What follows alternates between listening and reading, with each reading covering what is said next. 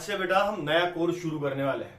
CET के लिए हम आज से कंप्लीट सारा सीईटी का जो 11th का पोर्शन है और जो 12th का पोर्शन है वो हम क्या करेंगे, डेली और नए लेक्चर्स के साथ में खत्म करेंगे।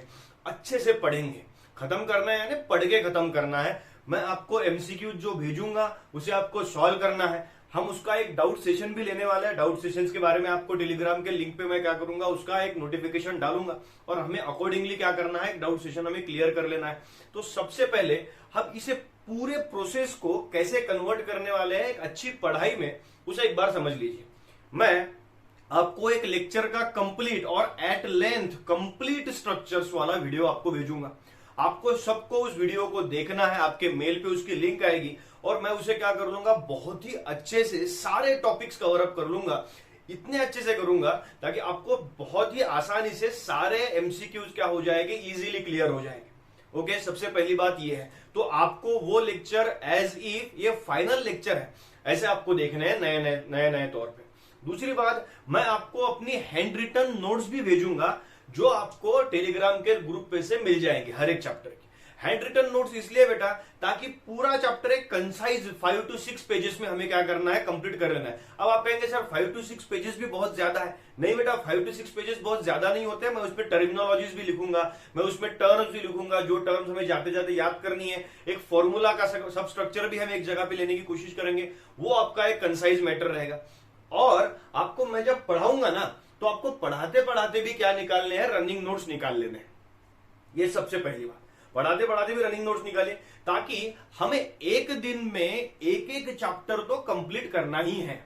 ये आप समझ लीजिए। और फिर क्या करना है कि पढ़ाई हो गई, कि पढ़ाई होने के बाद में आप मुझे अप्रोच कीजिए। मैं जैसे आज मैं रोटेशनल डायनामिक्स पढ़ाने वाला हूं कंप्लीट, तो रोटेशनल डायनामिक्स के एमसीक्यूज में क्या करूंगा, रात को 8-1 बजे आपका लेक्चर खत्म हो जाने के बाद में 9 बजे क्या करूंगा, एमसीक्यूज इसके डाल दूंगा, नहीं तो कल सवेरे डाल दूंगा।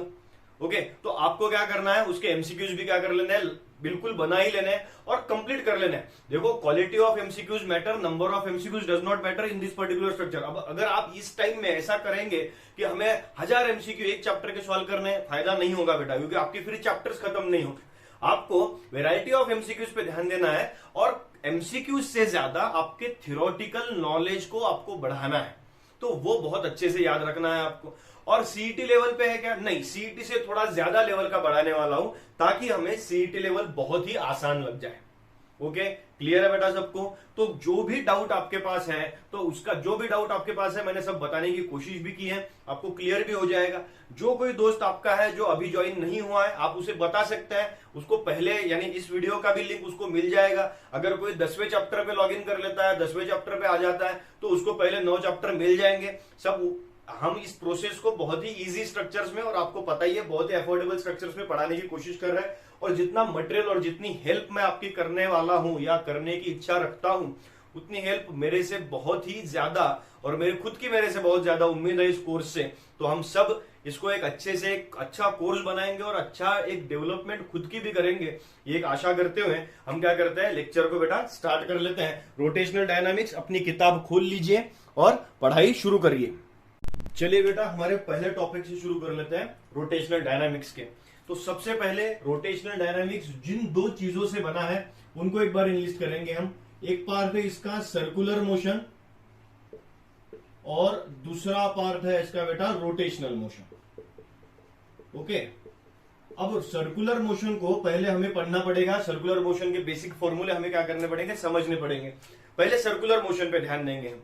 अब सर्कुलर मोशन है क्या, when a particle is rotating और when a particle is moving along the circumference of the circle, it is considered to be circular motion. जब सर्कमफरेंस पे मोशन परफॉर्म होती है, यानी जैसे कोई बंदा ट्रैक पे घूमता है, ट्रैक पे सर्कल्स परफॉर्म करता है, that is your circular motion. यानी सारे सर्कुलर मोशन के सब रूल्स वहां पे लगने वाले हैं। और सर्कुलर मोशन को अगर हम डिटेल में पढ़ेंगे तो इसके भी 2 पार्ट्स बनते हैं। एक होता है हमारे पास हॉरिजॉन्टल सर्कुलर मोशन, हॉरिजॉन्टल, और एक होता है वर्टिकल। ओके, दोनों को पढ़ना है अच्छे से। अब हॉरिजॉन्टल सर्कुलर मोशन क्या हो सकता है, horizontal circular motion is, suppose this is your pendulum और जब ये पेंडुलम कौन सी मोशन परफॉर्म करता है, हॉरिजॉन्टल सर्कुलर मोशन परफॉर्म करता है, that is motion is taking place in a horizontal plane, then this particular circular motion is your horizontal circular motion, and when this motion takes place in a vertical plane, so this is called as the vertical circular motion. अब इसे, इन दोनों motions को हम अगर अच्छे से पढ़ने की कोशिश करेंगे तो हमें सबसे पहले ध्यान देना है हॉरिजॉन्टल सर्कुलर मोशन पे, और हॉरिजॉन्टल सर्कुलर मोशन सपोज इस टाइप की सर्कुलर मोशन वो रहने वाली है। ये आ गया आपके पास सेंटर, और यहां से समझ लीजिए पॉइंट P से पॉइंट Q तक क्या जा रहा है, आपका पार्टिकल ट्रेवल हो रहा है। अब उन दोनों को भी समझने के लिए आपको दो चीजें समझनी है। हॉरिजॉन्टली जब सर्कुलर मोशन परफॉर्म होती है तब हम क्या कह सकते हैं, इस पूरे स्ट्रक्चर में एक तो ये इस टाइप में कैलकुलेट होगी, यानी इस डायरेक्शन से, यानी अगर आप क्लॉक देखेंगे तो जैसे यहाँ पे 12 बजते हैं, यहाँ पे 3 बजते हैं, 6 बजते हैं, 9 बजते हैं, 12 बजते हैं, तो हम क्या कर रहे हैं, इस मोशन को कहा हमने क्लॉकवाइज सर्कुलर मोशन। ओके, और अगर इसी मोशन को हम एंटी क्लॉकवाइज घुमाएंगे ऐसे, तो ये हो गई आपके पास एंटी क्लॉकवाइज सर्कुलर मोशन। तो इन दोनों सर्कुलर मोशंस को हम कंसीडर करेंगे। यहां पे मैंने डायग्राम निकाल लिया एंटी क्लॉकवाइज सर्कुलर मोशन की, तो इसका एक राइट हैंड रूल कंसीडर कर लीजिए आप, आपको दिमाग में रखने के लिए, कि सारी एंगुलर क्वांटिटीज जो आपकी डायरेक्शन ढूंढती हैं, जब आप डायरेक्शन बताने की कोशिश करते हैं, तो सारी लीनियर क्वांटिटीज जो होती है ना, वर्टिकल सर्कुलर मोशन तो देखनी ही नहीं है, तो हॉरिजॉन्टल सर्कुलर मोशन में सारी लीनियर क्वांटिटी, ओके, तो लीनियर क्वांटिटी जाएगी सारी टेंजेंशियल, लीनियर क्वांटिटीज कैसे आएंगी, सारी टेंजेंशियल, और सारी एंगुलर क्वांटिटी, सारी की सारी एंगुलर क्वांटिटी जो है वो एंगुलर क्वांटिटी मिलेगा हमें राइट हैंड रूल। ओके बेटा, कौन सा रूल बनेगा हमारा, राइट हैंड रूल, यानी कैसा, अगर क्वांटिटी एंटी क्लॉकवाइज जा रही है तो थंब कहां जा रहा है, अपवर्ड जा रहा है, यानी यहां पे एंटी क्लॉकवाइज क्वांटिटी है और मोशन एंटी क्लॉकवाइज है, तो सारी एंगुलर क्वांटिटीज कहां जाएगी, ऊपर जाएगी। अगर आपके पास सारी एंगुलर क्वांटिटीज कैसे जा रहे हैं, मोशन कैसा हो रहा है, समझ लीजिए क्लॉकवाइज हो रहा है, तो सारी एंगुलर क्वांटिटीज कहां जाएगी, आपकी डाउनवर्ड डायरेक्शन को जाएगी। अब इन दोनों स्ट्रक्चर्स को समझने के लिए आपके पास लीनियर क्वांटिटीज और एंगुलर क्वांटिटीज का सब पोर्शन एक क्लियर होना चाहिए। तो हम क्या करते हैं, लीनियर क्वांटिटीज की एक लिस्ट बना लेते हैं, ताकि आपको समझ में आ जाए सबकी डायरेक्शन और सबका यूनिट्स भी क्या है। तो लीनियर क्वांटिटी कौन कौन सी है आपके पास, linear displacement, its unit is metre, linear velocity, its unit is metre per second, linear acceleration, its unit is metre per second square. Okay, linear velocity, linear acceleration, linear displacement, force एक linear quantity आपके पास, unit क्या है, newton. Okay, force, P एक quantity है, P KG metre per second, P यानी क्या बेटा, लीनियर मोमेंटम, एक लीनियर क्वांटिटी वो भी बन गई आपके पास। तो मैंने यहाँ पे इन सब को इनलिस्ट कर लिया, और ये जो सब इनलिस्ट हो गई क्वांटिटीज, ये कौन सी क्वांटिटीज है, लीनियर क्वांटिटीज है। Okay, these are your linear quantities. और फिर बाद में जब हम इनके साथ की एनालॉगस एंगुलर क्वांटिटीज को क्या करते हैं, कैलकुलेट करने की कोशिश करते हैं, तो लीनियर डिस्प्लेसमेंट की एनालॉगस एंगुलर क्वांटिटी कौन सी बनेगी हमारी, इस टर्म को, यानी थीटा, यूनिट क्या बनेगा बेटा, रेडियन। थीटा यूनिट क्या बनेगा, रेडियन। थीटा यानी कौन सी डिस्प्लेसमेंट है, एंगुलर डिस्प्लेसमेंट है। हमारे पास यहाँ पे v की एंगुलर, हमारे v की एक एनालॉगस क्वांटिटी कौन सी बन गई, ओमेगा। ओमेगा यानी यूनिट क्या बनेगा बेटा, रेडियन पर सेकंड। क्लियर है, रेडियन पर second, quantity omega, angular velocity. Okay, acceleration, जैसे ये लीनियर एक्सेलरेशन है, वैसा यहाँ पे जो एक्सेलरेशन आएगा वो ए नहीं आएगा, क्या आएगा आपके पास, अल्फा। अल्फा यानी यूनिट क्या बनेगा, रेडियन पर सेकंड स्क्वायर, क्वांटिटी कौन सी, एंगुलर एक्सेलरेशन। जैसे लीनियर मोशन में हम क्या लिखते हैं, फोर्स लिखते हैं, वैसे एंगुलर मोशन में क्या लिखेंगे, टॉर्क लिखेंगे। क्या लिखेंगे, टॉर्क, और यूनिट बनता है न्यूटन मीटर। ओके, यहाँ पे P लीनियर मोमेंटम, वैसे यहां पे अगर लेके जाएंगे तो एंगुलर मोमेंटम, और यूनिट जो बनता है ना एंगुलर मोमेंटम का, वो अच्छे से हमें याद रखना है हमेशा, केजी मीटर स्क्वायर पर सेकंड। यूनिट अच्छे से याद रखना है, क्योंकि यूनिट भी पूछा जाता है, बहुत ज्यादा बार डायरेक्शंस पूछी जाती हैं। तो डायरेक्शंस को आपको एक बार मैं फिर से बताता हूं, लीनियर क्वांटिटीज की डायरेक्शन हमारे पास हमेशा आएगी टेंजेंशियल। ओके, और एंगुलर क्वांटिटीज की जो डायरेक्शन है वो हमारे पास सेंटर से दो स्ट्रक्चर्स में जा सकती हैं, एक तो अपवर्ड, अदरवाइज क्या, डाउनवर्ड। तो अपवर्ड कब जाएगी, अपवर्ड कब जाएगी, जब मोशन कैसी जा रही है हमारी, एंटी क्लॉकवाइज। ओके, मोशन कैसी जा रही है, एंटी क्लॉकवाइज, तो क्वांटिटी कैसी जाएगी हमारी अपवर्ड। कौन सी क्वांटिटीज, ये एंगुलर क्वांटिटीज। ओके, और डाउनवर्ड कब बेटा, जब मोशन कैसी हो रही है हमारी, क्लॉकवाइज हो रही है। जब मोशन क्लॉकवाइज हो रही है तो ये सब तो tangential according to the tangent ही जाएगा, लेकिन सेंटर से एंगुलर क्वांटिटीज हमेशा कहा जाएंगे हमारे पास डाउनवर्ड डायरेक्शन में चली जाएंगी। So this is the direction material of all the quantities which will be using in this particular chapter. तो इससे ज्यादा हमारे पास क्वांटिटी अब आएगी नहीं, इससे अलग क्वांटिटी हम देखने की कोशिश भी नहीं करेंगे।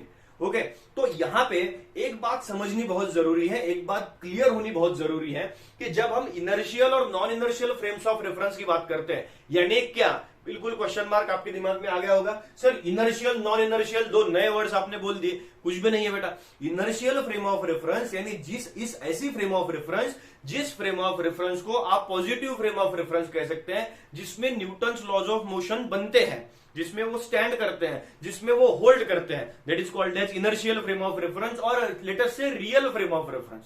और non inertial frame of reference कैसी रहेगी, सूडो फ्रेम ऑफ रेफरेंस, कि जो फिजिक्स के रूल्स के बाहर चल रही है। तो हम इनर्शियल फ्रेम ऑफ रेफरेंस के बारे में डिस्कस करते हैं। इन पूरे स्ट्रक्चर्स में हमारे पास एक टर्म और समझनी है कि अगर ये क्वांटिटीज कांस्टेंट रहेंगी, समझ लीजिए वेलोसिटी। अब वेलोसिटी हम वेक्टर में अगर कंसीडर कर लेंगे वेलोसिटी, तो वेलोसिटी को बेटा मैग्नीट्यूड भी है और डायरेक्शन भी है।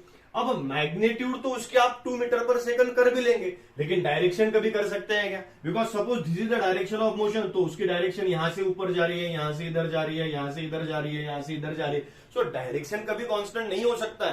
तो जब हम एक टर्म यूज करेंगे अभी यूसीएम करके, what is UCM, UCM is uniform circular motion. क्या, uniform circular motion.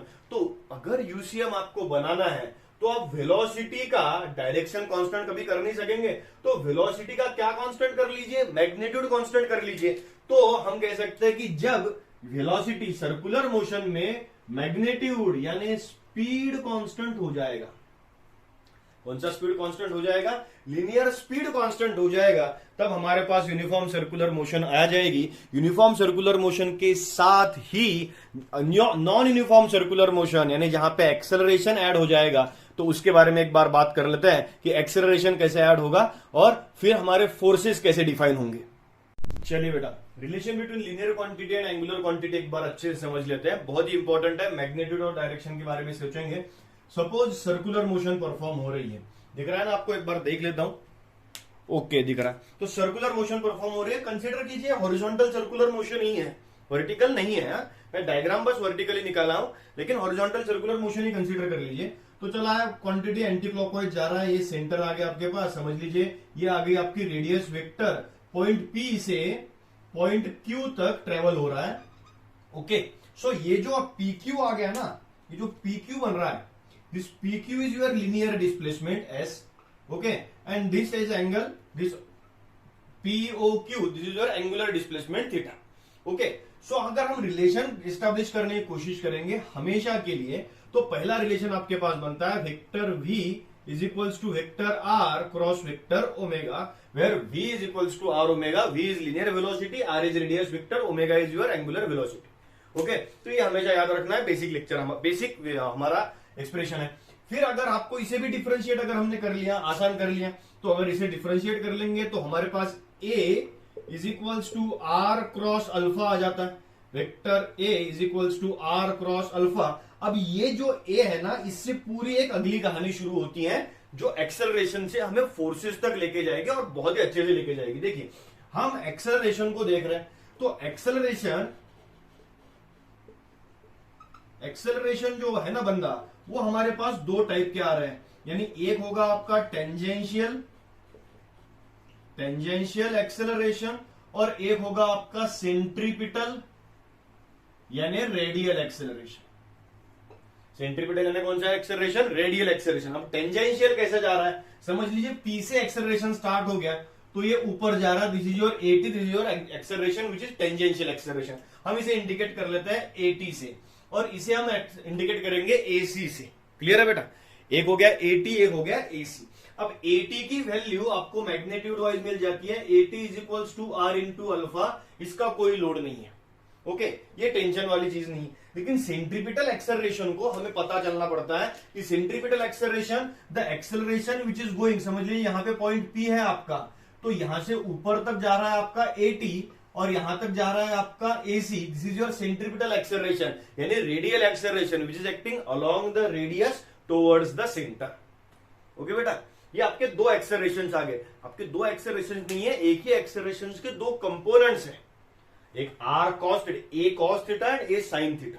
These are the two components, लेकिन उनको नाम है यहाँ पे, उनको नाम है, क्या नाम है आपका, AT एंड AC। अगर इन दोनों का, अगर आपको बहुत बार जो क्वेश्चन पूछा गया है वो अगर आपको बता दूं तो acceleration, what is net acceleration acting on the body, अगर आपको पूछ लिया किसी ने what is net acceleration acting in this particular structure of uniform circular motion, तो आपको तो मैग्नीट्यूड निकालनी पड़ेगी ना कंप्लीट एक्सेलरेशन की। और कंप्लीट मैग्नीट्यूड कैसे निकलेंगे, डायग्राम को अच्छे से देखेंगे, two vectors are starting from the same origin, parallelogram law of vector addition लगेगा।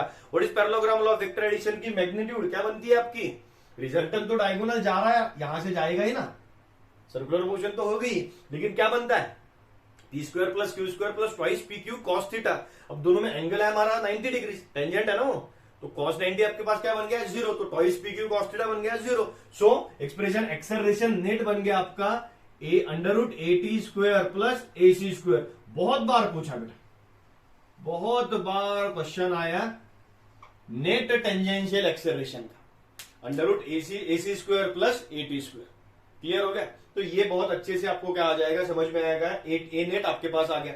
हम सेंट्रीपिटल एक्सेलरेशन को लेकर आगे बढ़ते हैं, बिकॉज सेंट्रीपिटल एक्सेलरेशन ही अब हमारे पास सेंट्रीपिटल फोर्स एक तैयार करने वाला है। तो सेंट्रीपिटल एक्सेलरेशन, टेंजेंशियल एक्सेलरेशन आपके पास क्लियर हो गया, नेट एक्सेलरेशन भी आपके पास आ गया।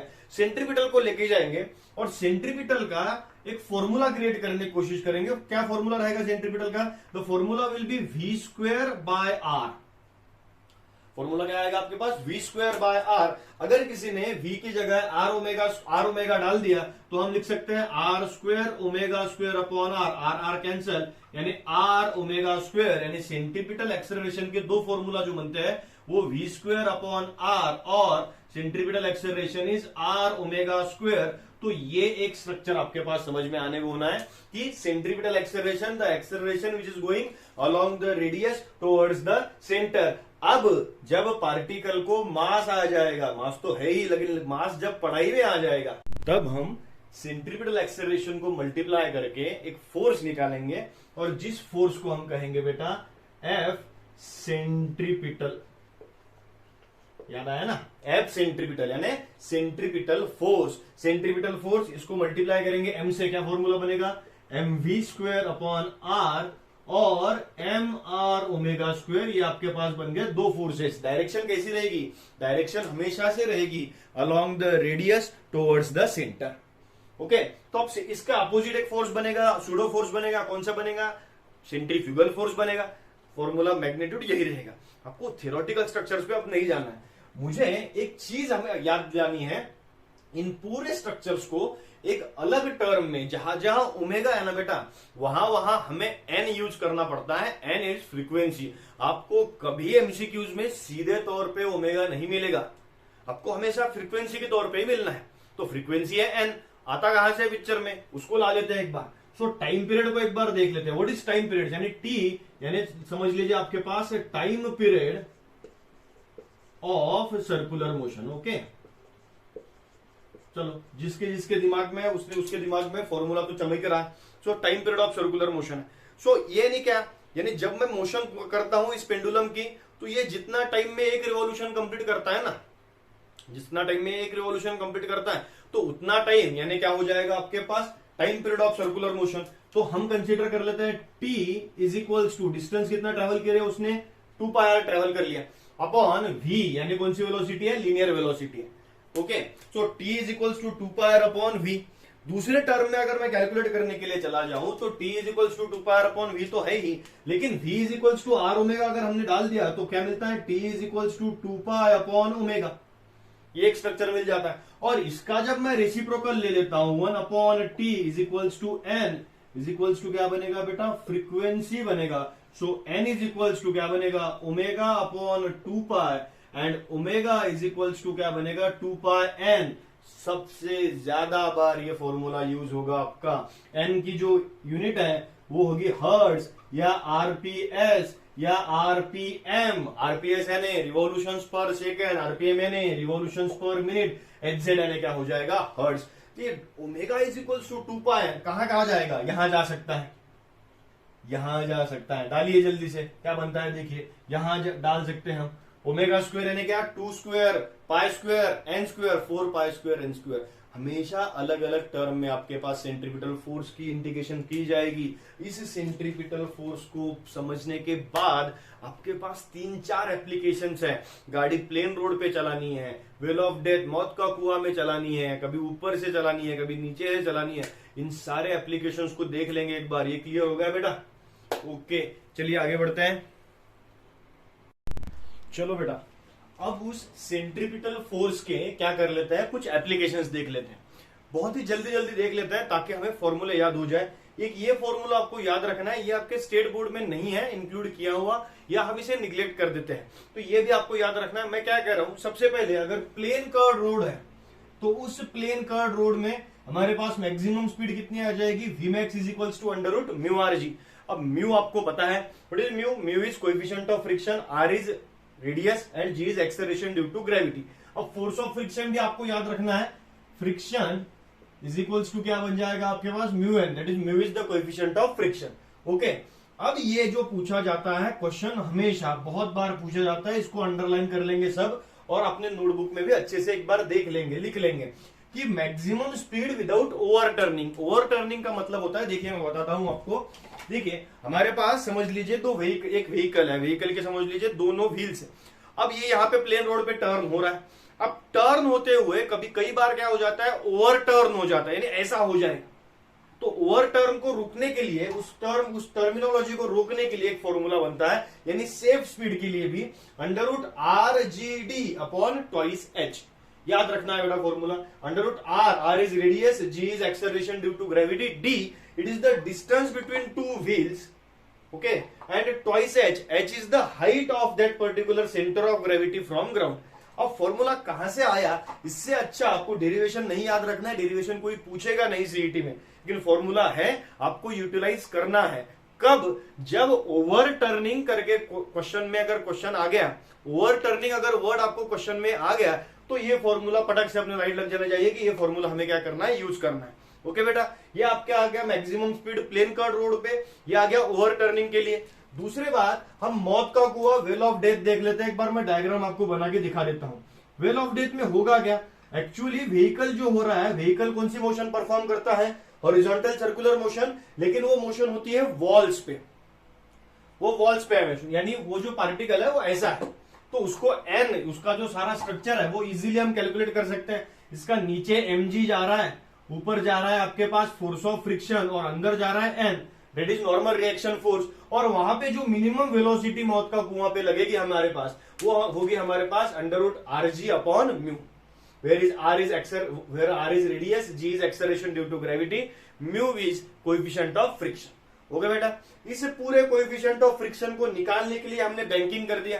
बैंकिंग आप डेफिनेशन आपको पता है, बैंकिंग को हम करते क्या है, it is the elevation of outer edge of the road about the inner edge of the, it is elevation of outer edge about the inner edge, so that vehicles are prevented from skidding. Suppose L length का आपके पास एक road था, outer as को आपने H height पे उठा लिया, तो आपके पास एक सीधे सीधे थीटा की वैल्यू बन जाती है tan inverse v square upon R G. Clear है ना, दिख रहा है ना आपको बोर्ड पे? Okay clear, v square upon are G. अब देखिए इसे हम अलग अलग टर्म में कैसे लिख सकते हैं बेटा। एक्सेलरेशन, सेंट्रीपिटल एक्सेलरेशन क्या था, v स्क्वायर बाय आर था ना, अभी देखा था। तो इसको हम ऐसे भी लिख सकते हैं tan थीटा और tan inverse is equals to centripetal acceleration upon acceleration due to gravity. Question आया हुआ है एग्जाम में कि सेंट्रीपिटल एक्सेलरेशन दे दिया था और उसपे से हमें एंगल ऑफ बैंकिंग पूछ लिया था। अब सेंट्रीपिटल एक्सेलरेशन से एंगल ऑफ बैंकिंग जाने के लिए जो रास्ता है ना, ये रास्ता है, ओके। और यहां पे अगर हमने मोस्ट सेफ स्पीड ले लिया तो v इज इक्वल्स टू क्या बनता है, under root R G tan theta. ये आपके पास बन गया मोस्ट सेफ स्पीड। इस पे हमारे पास अपर लिमिट और लोअर लिमिट के भी इक्वेशंस है, यानी मैं फॉर्मूला तो आपको लिखाता ही हूं, समझ लीजिए अपर लिमिट आपको निकालनी है तो क्या होगा, R G in bracket tan theta minus you mu upon 1 plus mu tan theta. But मुझे ऐसा लगता नहीं है कि इस बड़े फॉर्मूला पे सीईटी पे क्वेश्चन बनेगा, बिकॉज 1 मार्क क्वेश्चन इस पे नहीं बनेगा। तो इसे हम क्या करेंगे, थोड़ा सा बाजू में रखेंगे, लेकिन ये जो स्ट्रक्चर है कि ना, इस पे अच्छे से क्या करना है, ध्यान देना है। और दूसरी बात, जो सीईटी का सबसे सबसे प्यारा क्वेश्चन होता है कोनिकल पेंडुलम का, बहुत बार आता है क्वेश्चन, इसका टाइम पीरियड पे क्वेश्चन पूछते हैं बेटा।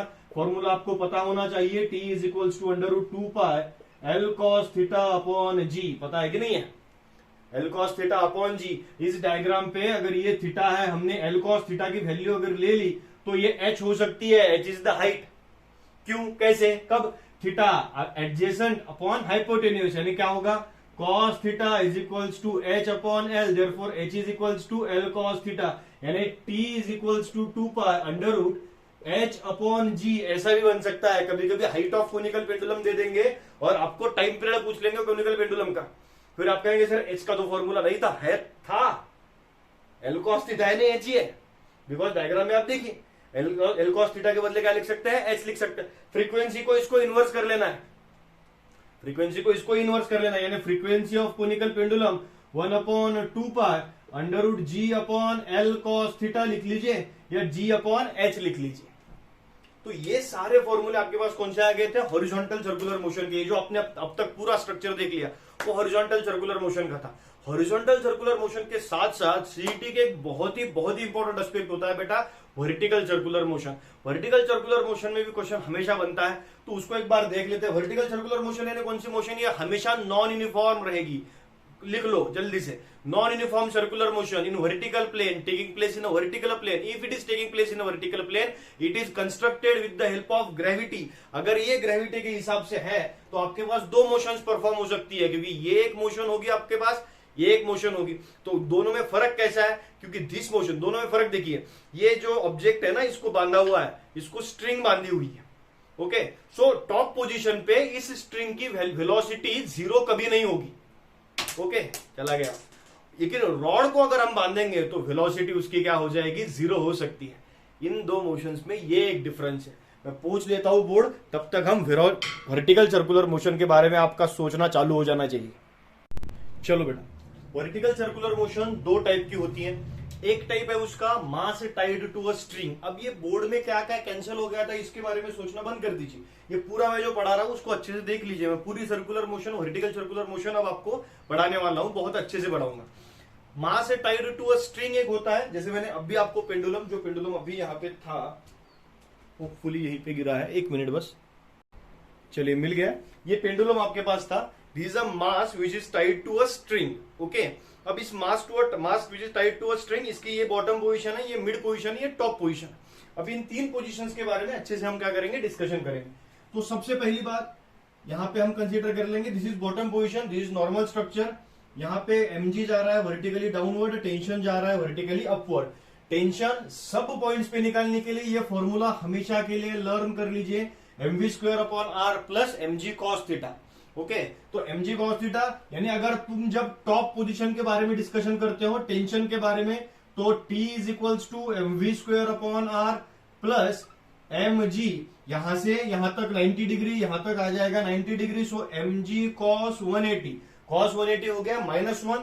सो tension at the top position it becomes mv²/r, plus के बजाय क्या हो जाएगा, -mg। This is the tension at the कौन सी पोजीशन है, टॉप पोजीशन, ओके। अब समझ लीजिए आपको मिड पोजीशन का निकालना है, मिड पोजीशन का टेंशन आपको निकालना है। तो T mid is equals to क्या बनेगा, mv²/r प्लस mg cos कितना 90, यहां पे आ गई ना मिड पोजीशन, यहां पे आ गई आपके पास टॉप पोजीशन, तो cos 90 कितना होता है 0। So tension at mid position it becomes mv²/r, it is equals to centripetal force, okay बेटा। ये क्लियर है, ये इजी ट्रिक हो जाती है। समझ लीजिए हमें मास टाइड टू रॉड अभी नहीं पढ़ना है, तो हम बाद में इसको आर्टिकल में ले लेंगे। सो हमें लेना है टेंशन एट कौन सी पोजीशन है, lowest position, at lowest position. So t is equals to mv²/r plus mg cos 0, so mv²/r plus mg, this is tension at lowest position. एक स्ट्रिंग और रॉड में एक खास बात है कि टेंशन इन स्ट्रिंग यहां पे जो भी हो सकता है, लेकिन velocity of mass tied to a string कभी भी टॉप पोजीशन पे 0 नहीं होगी, ओके, क्योंकि 0 अगर हो गई तो ये स्ट्रक्चर क्या हो जाएगा आपका, गिर जाएगा, ये मोशन परफॉर्म नहीं होगी। तो टॉप पोजीशन पे जो मिनिमम स्पीड लगती है उसे कहा जाता है वेलोसिटी एट टॉप, स्ट्रिंग मामले में क्रिटिकल स्पीड। कौन सा स्पीड कहा जाता है बेटा, क्रिटिकल स्पीड कहा जाता है। और क्रिटिकल स्पीड के हिसाब से वेलोसिटी एट टॉप है under root R G. Okay, velocity at mid आती है हमारे पास, velocity at mid position it becomes under root 3 R G, and velocity at bottom it becomes under root 5 R G. तीनों अच्छे से याद रखनी है, तीनों वेलोसिटी अगर पता हो गई तो हम एनर्जी निकाल सकते हैं तीनों पोजीशंस की। अब टेक्स्ट बुक में है नहीं है ये बात छोड़ दो, एग्जाम में क्वेश्चन आता है इसका, एनर्जी का क्वेश्चन बनता है एग्जाम में। ओके, तो एनर्जी हम निकाल सकते हैं। समझ लीजिए हम मिड पोजीशन, चलो टॉप से चालू करते हैं। तो टॉप पोजीशन की सबसे पहले total energy is equals to क्या बनेगा, kinetic energy plus potential energy. मेरे साथ में निकालेंगे बेटा सब। Total energy is equals to, kinetic energy का फॉर्मूला क्या होता है बेटा, kinetic energy is equals to क्या, half mv² plus potential energy क्या होती है, mgh। ओके, तो चलिए मेरे साथ निकालेंगे टॉप पोजीशन। ये टॉप पोजीशन है, इसकी वेलोसिटी आ गई अंडर रूट आरजी, तो अंडर रूट आरजी का स्क्वायर आरजी हो जाएगा, यानी यहां पे क्या बना आपके पास 1/2 mrg। क्लियर ना, ओके, प्लस mg। अब हाइट कितनी है टॉप पोजीशन की, हाइट है हमारे पास, ये एक हाइट निकालनी है, तो 0 से यहां तक हो गई रेडियस, यहां से यहां तक हो गई रेडियस, यानी r प्लस r कितना हो गया 2r। So half mrg plus 2r, so 1/2 mrg plus twice mgr, that is 5/2 mrg। This is total energy of a particle, कौन से पोजीशन पे, टॉप पोजीशन पे। ओके, अब लेते हैं एक बार मिड पोजीशन पे, मिड पोजीशन के बारे में डिस्कस करते हैं। Mid position, what is mid position, total energy is equals to kinetic plus potential, so half mv² plus mgh। चलिए एक बार फिर से आपको क्लियर कराते हैं। वेलोसिटी एट मिड पोजीशन कितनी है बेटा, अंडर रूट 3rg है। अंडर रूट 3rg अगर है यहाँ पे, तो यहाँ पे डाल दीजिए स्क्वायर रूट क्या हो जाएगा, कैंसिल हो जाएगा। सो अंडर रूट 3rg का 3rg बन गया, यानी 3/2 mrg, ये होगी काइनेटिक एनर्जी प्लस mg। अब हाइट अगर निकालनी है मिड पोजीशन की, तो बॉटम से दिख रहा है ना आपको, एक बार क्लियर कर लेते हैं। ओके, अगर मिड पोजीशन की हाइट आपको यहां से निकालनी है तो कितनी है, अप टू रेडियस, रेडियस इतनी हाइट इसकी आ जाएगी, सो mgr। अब 3/2 mrg प्लस mgr यानी कितना, 5/2 mrg। सो टोटल एनर्जी यहां पे भी बिकम्स 5/2 mrg। क्लियर है, 5/2 mrg, ये बन गया आपके पास total energy at mid position. हम बॉटम की ले लेते हैं। अब बॉटम में हाइट तो हो गई 0, हाइट तो 0 हो गई, लेकिन वेलोसिटी कितनी है 5rg। हाइट 0 हो गई, यानी पोटेंशियल एनर्जी कितना बन गया 0। So total energy is equals to kinetic energy plus 0, but kinetic energy becomes 5/2 mrg। क्यों, क्योंकि 5rg का स्क्वायर आ जाएगा, स्क्वायर रूट कैंसिल हो जाएगा, 5/2 mrg। सो आप ये भी कंसीडर कर सकते हैं कि तब vertical circular motion it follows, क्या फॉलो करता है, law of conservation of energy. इसकी ये वेलोसिटी हो गई, इसकी एनर्जी हो गई, इसका टेंशन आ गया सब पोजीशंस पे।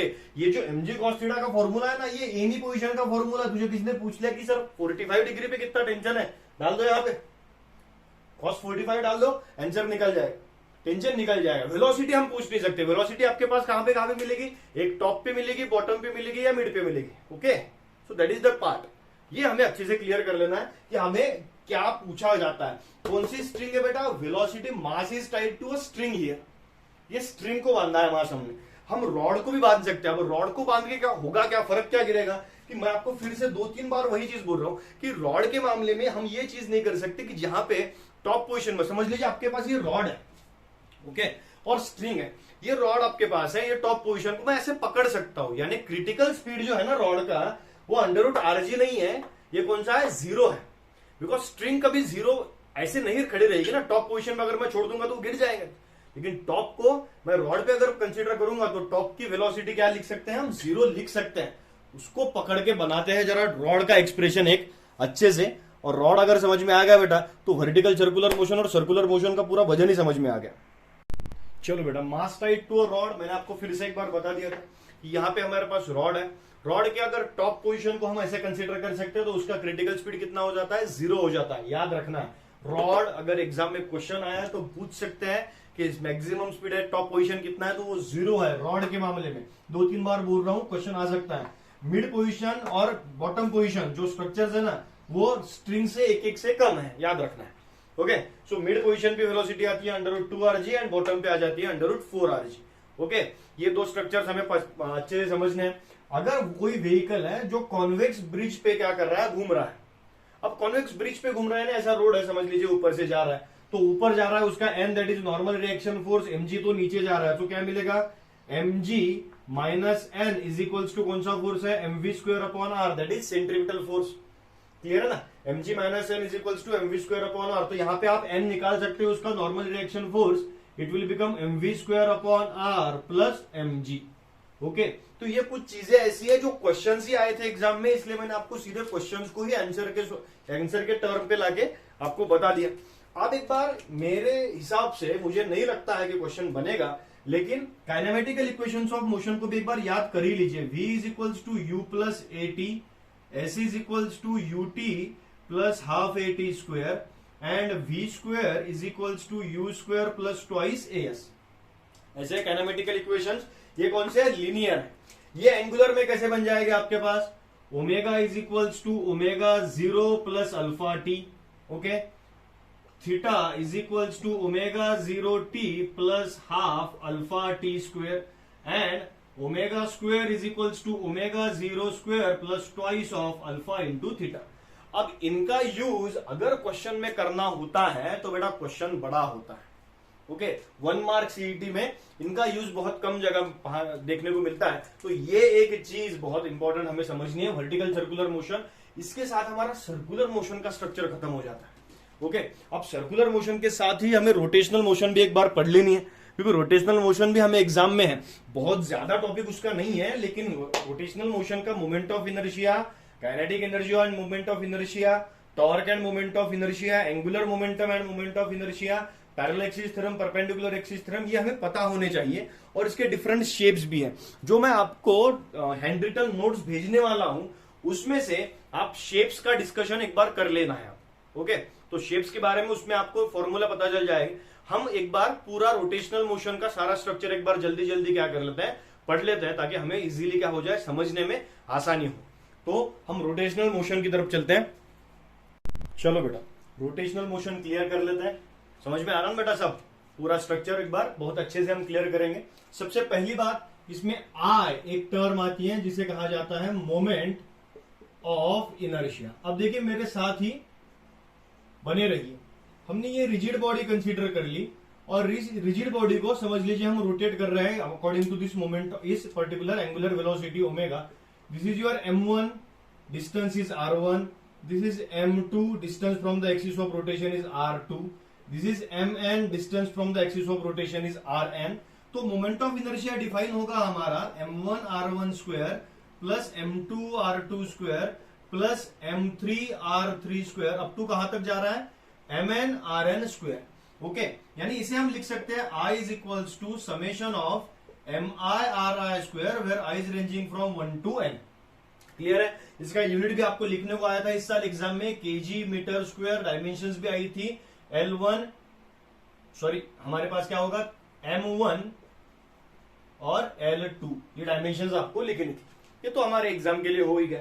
इसे एक और स्ट्रक्चर को समझ लीजिए, इस पूरी बॉडी को मैं एक सेंटर ऑफ मास से क्या करता हूं, रिप्लेस करता हूं। यानी ये एक पूरा एक्सिस ऑफ रोटेशन है, और suppose this is the centre of mass of this particular body. अब सेंटर ऑफ मास क्या होता है, सेंटर ऑफ मास यानी द मास एट विच और the point at which whole mass of the body is suppose to be concentrated. यानी सही से पूरी बॉडी ही, पूरी कंप्लीट बॉडी ही यहाँ पे इस मास पे क्या हो गई है, कॉन्सेंट्रेट हो गई है। ऐसा यानी इस बॉडी का मास अगर 10 kg है, तो इस पॉइंट का भी मास कितना है, 10 kg ही है। ओके, सो यहाँ पे कॉन्सेंट्रेट हो गई है, तो इस डिस्टेंस को हम के कह लेंगे बेटा। के होता है रेडियस ऑफ गायरेशन। क्या होता है, रेडियस ऑफ गायरेशन। यानी आपके पास फॉर्मूला बन जाता है मोमेंट ऑफ इनर्शिया का in terms of radius of gyration. I is equals to क्या बनता है, mk स्क्वायर। क्लियर है, I इज इक्वल्स टू क्या बना, mk स्क्वायर। दोनों फॉर्मूला अच्छे से हमें याद रखना है। इसके बाद आपके पास मोमेंट ऑफ इनर्शिया यानी रिजिड बॉडीज के, यानी रोटेटिंग बॉडी के रोटेटिंग बॉडी के लिए अच्छे खासे स्ट्रक्चर्स हमें पढ़ने के लिए है। यानी सबसे पहले है kinetic energy of rotating body, formula आता है हाफ आई ओमेगा स्क्वायर। फिर आपके पास है angular momentum. Okay, angular momentum, इस चीज को अच्छे से एक बार देख लीजिए। ये जो चीज है ना एंगुलर मोमेंटम की, ये बहुत इंपॉर्टेंट स्ट्रक्चर है।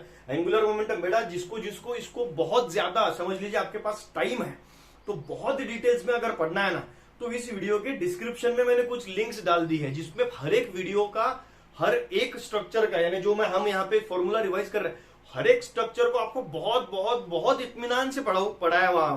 ओके, तो उसको एक बार रैपिडली आप देख सकते हैं। तो एंगुलर मोमेंटम का formula L is equals to आता है R cross P in terms of कौन सी मोशन, लीनियर मोशन, और in terms of rotational motion ये आता है I into omega. Okay, L is equals to I omega, तो ये भी हमें याद रखना है। एंगुलर मोमेंटम के बाद में आता है बेटा टॉर्क, सेम स्ट्रक्चर, याद रखने जैसा स्ट्रक्चर है। टॉर्क फिर से लीनियर मोशन आपके पास है, torque is equals to linear में R cross F and torque is equals to in angular motion हम अगर लिखने की कोशिश करेंगे तो I इंटू अल्फा, सीधी बात। ओके, ये दो चीजें आपके पास हो गई। समझ लीजिए आपके पास एक प्लैंक है और इस प्लैंक पे ये बॉल क्या हो रहा है, रोटेट होगा, नीचे आ रहा है, नीचे आ रहा है। अब वहां पे मोशंस कौन कौन सी हैं, दो मोशंस है। एक मोशन है काइनेटिक एनर्जी और एक मोशन है हमारे पास सीधी मोशन, जिसे हम कह सकते हैं ट्रांसलेशनल। कौन सी मोशन है, ट्रांसलेशनल, प्लस दूसरी घूमने वाली मोशन भी है, यानी कौन सी, रोटेशनल। यानी दो मोशंस यहां पे होती है। फुटबॉल आ रहा है ऊपर से, सीधी सीधी बात है ना, हम यहां पे भी निकाल सकते हैं। यहां पे मेरे पास एक स्ट्रक्चर है, यहां पे मैं इसको घुमाऊंगा तो ये रोटेशनल मोशन है, लेकिन ये घूमते घूमते चलेगा भी, तो कौन सी मोशन है, ट्रांसलेशन भी है। यानी आपके पास दो मोशंस है ना, ट्रांसलेशनल और रोटेशनल, तो इन दोनों को मिला के एक मोशन बन जाएगी जिसे हम कहेंगे रोलिंग मोशन। कौन सी मोशन कही, रोलिंग मोशन। अब रोलिंग मोशन की एनर्जी भी देखिए, रोटेशनल काइनेटिक एनर्जी क्या बनती है, half I omega square, plus translational क्या बनती है, हाफ mv स्क्वायर, बन गई हाफ mv स्क्वायर। अब आप इसे क्या कर सकते हैं, बहुत ही अच्छे से इसको बढ़ा सकते हैं। यानी हाफ mv स्क्वायर, v की वैल्यू अगर हमने क्या डाल दिया, r ओमेगा स्क्वायर, तो क्या इक्वेशन बनेगा, half I omega square plus half m v square के बजाय r ओमेगा अगर डाल दिया तो क्या, r स्क्वायर ओमेगा स्क्वायर। क्या क्या कॉमन निकल सकता है बेटा, हाफ ओमेगा स्क्वायर कॉमन निकलेंगे, हाफ ओमेगा स्क्वायर यहां कॉमन निकल सकते हैं, और हम पूरे स्ट्रक्चर्स में समझ लीजिए हाफ ओमेगा स्क्वायर कॉमन निकाल लिया, बचा क्या अंदर, i plus mr square. Okay, I plus mr square, तो ऐसे आपके पास एक रोटेशनल मोशन का भी स्ट्रक्चर बन जाता है ना। ओके, तो ये आपके पास आ गई रोलिंग मोशन। तीनों चीजें अच्छे से याद रखिए, रोटेटिंग बॉडी की kinetic energy half I omega square, ये एंगुलर मोमेंटम बन गया, ये आपके पास क्या बन गया बेटा, टॉर्क बन गया। ये तीन चीजें आपके पास है।